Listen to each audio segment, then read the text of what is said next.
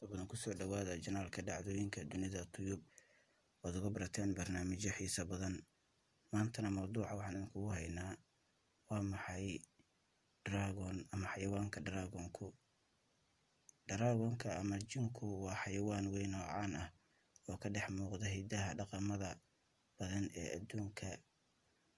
Rumaynta ku saabsan jiitanka aad bay ugu kala duwan yihiin gobol kasta, laakiin jiidashada dhaqamada reer galbeedka ilaa iyo qarnigii dhexe ayaa had iyo jeer loo arkaa inay yihiin baalasheeda horjooga ah, 4 lugood leh iyo awoodo u leh inay neefsadaan.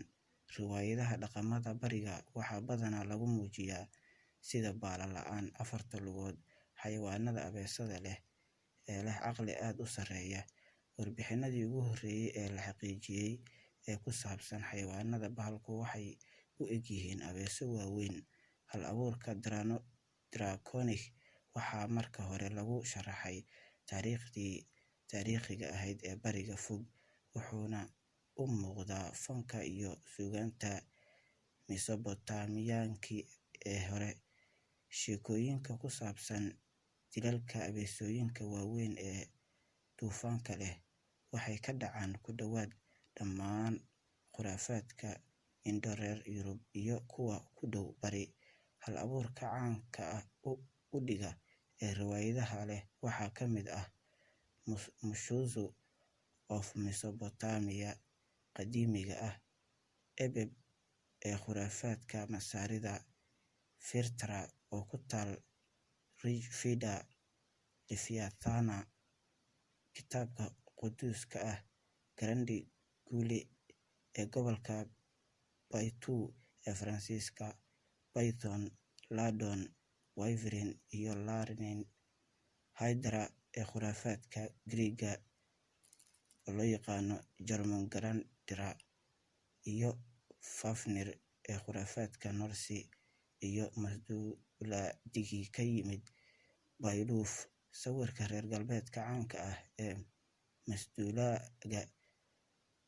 masduulaaga wuxuu ku saleysan yahay qirasho jiidasho hore oo ka timid dhaqanno kala duwan iyo sawirro aan sax ahayn oo masas ah.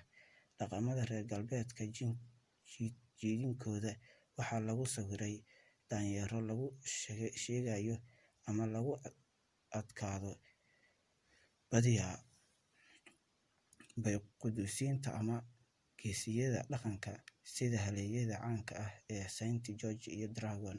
Badanaa waxaa la sheegaa inay leeyihiin rabitaan cunno qaadasho iyo inay ku noolaadaan boholo, halkaas oo ay ku urursadaan khasnado.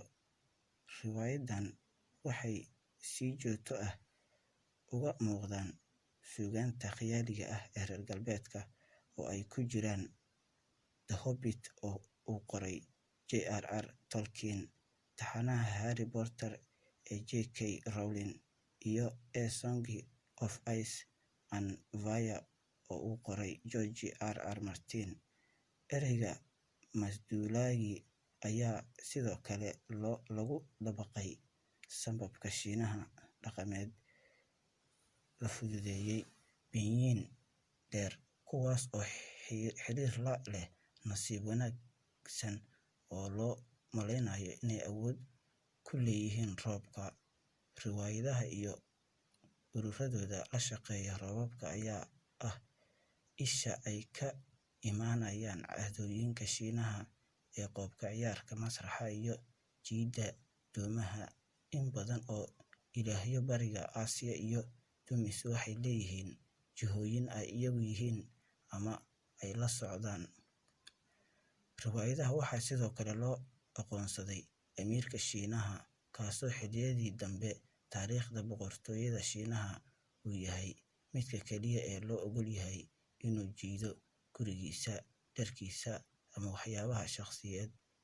Waxyaabaha ka dhexeeya astaamaha jiidashada ayaa ah astaamaha avian feline iyo astaamaha reptilianti, waxaana laga yaabaa inay ku jiraan astaamaha snake-like.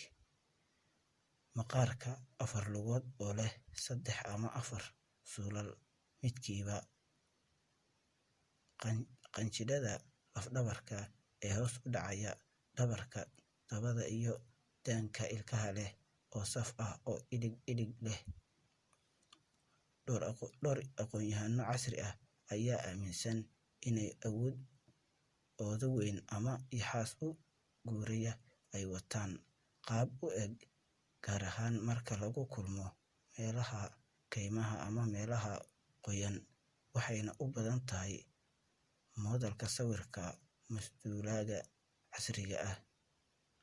Tani waxay sidoo kale la jaanqaadaysaa ereyada qadiimiga ah ee Draco iyo Dragon oo macnahoodu yahay abeeso weyn ama abeesada badda. Muuqaal hore oo ah ereygii hore ee riwaayadda hore ee Beowulf, ereyga masduulaagu wuxuu ku soo galay luqadda Ingiriiska horaantii qarnigii 13aad, kana yimid masduulaagii hore ee Faransiiska, kaas oo markiisii hore ka yimid Laatiin ama Giriigii hore. Dragon hiddo ahaan dhaqanka Giriigga waxaa loogu yaqaan Dracontos, abeesada badda weyn. Ereyga Giriigga iyo Laatiinka waxaa loola jeedaa abeesada kasta oo weyn oo aan daruuri ahayn khuraafaad.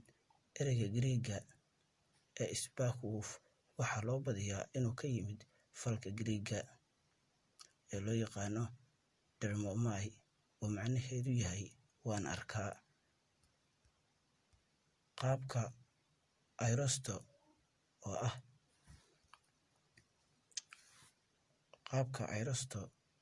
oo ah Sparkwolf Dragon marka la eego. Halkaana waxaa inooga eg taariikhdii aan uga hadlaynay xayawaanka dragon-ka. Fadlan